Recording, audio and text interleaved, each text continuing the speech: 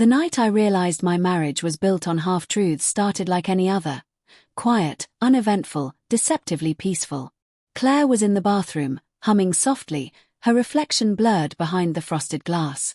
The faint scent of her expensive perfume, something floral, something foreign, lingered in the air.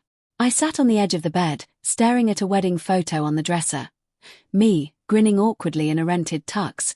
Her, radiant, eyes sparkling with the kind of joy that once made me believe love could conquer anything. But lately, that photo felt like a lie. We'd been married 4 years, and for most of them, I was her secret. Not literally hidden, but muted, excluded from her world piece by piece. She never posted pictures of me, never mentioned me at work events, never brought me to her friends' gatherings. Whenever I asked why, her tone turned sharp. "You know how people are," she'd say. "They judge. My career depends on perception. I don't want gossip about my personal life ruining my image." It hurt, but I rationalized it. Claire was ambitious, a marketing executive climbing fast. Maybe she needed boundaries.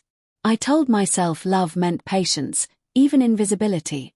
Then, one ordinary Thursday, a text shattered everything. I was making coffee before work when her phone buzzed on the counter. Normally, I never touched it. But the message preview glowed across the screen like a spark in dry grass. "You're playing with fire, Claire. If Ethan finds out, it's over." Julia, her best friend. The one who called me sweet but never looked me in the eye. My pulse hammered. My first thought wasn't rage, it was confusion, denial. My hand trembled as I unlocked the phone. She hadn't changed her password. Maybe because she trusted me too much, or because she thought I'd never dare. The messages scrolled like a confession written in code. "Julia, you can't keep lying to both of them." "Claire, I'm not lying. I'm just delaying." "Julia, delaying what?" "The truth."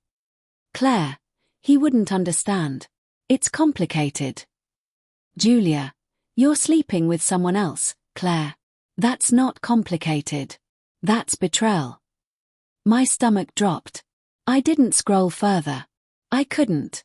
When Claire walked in moments later, hair damp, towel draped around her shoulders, she smiled. "Morning, babe." My throat felt dry. I managed a weak morning. She kissed my cheek, completely unaware that the illusion was cracking under her feet. I wanted to ask, "Who is he? How long? Why me?" But I couldn't, not yet. I needed to understand how she could live beside me, laugh with me, share a bed with me, while hiding this. So I pretended. For 3 days. 3 days of silent observation, of watching her phone light up when she thought I wasn't looking, of noting how she lingered on the balcony for work calls. Her voice softer, her laughter different. Every night, I lay awake listening to the rhythmic hum of her breathing, wondering if she was dreaming of me, or of someone else. On the 4th night, I decided I couldn't keep bleeding quietly. I waited until she fell asleep, her phone resting on the nightstand. My hands shook as I opened her messages again. The thread with Julia was gone. Deleted. But there was another number saved as colleague, new campaign. I opened it. "Claire, he still doesn't suspect. He thinks I'm working late again. Colleague, wish you were here instead. That dress you wore last night, damn. Claire, stop. You'll get me in trouble. Colleague, you love trouble." Attached was a photo of her in a black dress, the one she wore last week for her client dinner.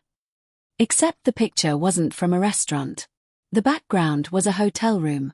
Something inside me broke, not cleanly, not sharply, but like glass underfoot, grinding and splintering with every breath. The next morning, I was cold. Mechanical. I packed her lunch like usual, kissed her forehead, smiled. She left without noticing the storm in my eyes. Then I called Julia. She answered hesitantly. "Ethan. Is everything okay?" "I think you know it's not," I said quietly. "Who is he?" Silence. Then, a sigh. "I told her this would blow up. She said she'd end it before you ever found out." My grip tightened on the phone. "End what, Julia?" "She's been seeing her boss. For almost a year." "A year. An entire year of lies wrapped in affection. Julia's voice softened. She said she couldn't tell you because she didn't want to ruin your life. That you wouldn't handle the truth well. I laughed bitterly. So hiding me from her friends wasn't about professionalism. It was about keeping her affair clean. Julia didn't deny it. That evening, I waited in the darkened living room. No lights, no TV, just silence and the ticking of the wall clock. When the door opened, Claire jumped, startled by my stillness. "Ethan, why are you sitting in the dark?" "Because it's the only place your lies look smaller," I said. Her eyes widened. "What are you talking about?" I threw her phone onto the table. "Your colleague. The hotel. Julia's texts. You've been hiding me because you were hiding him." For a moment, she said nothing. Just a flicker of fear behind her carefully composed face. Then, in a whisper, "I didn't mean for it to happen." "Then what did you mean, Claire?" "To build a double life. To make me invisible so your affair wouldn't leave fingerprints." Tears welled in her eyes, but I felt nothing. The sadness, the rage, they'd burned out, leaving only exhaustion. She tried to approach me, but I stepped back. "You used to say you didn't post me because people were judgmental. The truth is, you were embarrassed by me. I didn't fit your perfect image.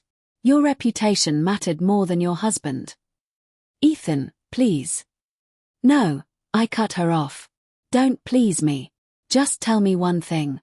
Was there ever a time you actually loved me? Or was I just convenient until someone better came along?" She collapsed onto the couch, sobbing. "I did love you. I still do. But love doesn't erase betrayal. Love doesn't excuse deceit." I stood by the door, watching her crumble. And for the first time in months, I felt clarity, harsh, painful, but pure. "I hope your reputation keeps you warm," I said quietly, then walked out. Outside, the night air was sharp and cold. My phone buzzed in my pocket, a new message from Julia. "I'm sorry you found out this way. But you deserve the truth. She wasn't hiding just her affair. She's pregnant, and she doesn't know whose it is." The world seemed to tilt, the ground folding beneath me. In the distance, thunder rumbled, a storm rolling in. I stared up at the sky, rain beginning to fall, and whispered to no one, "At least now. I'm no longer invisible."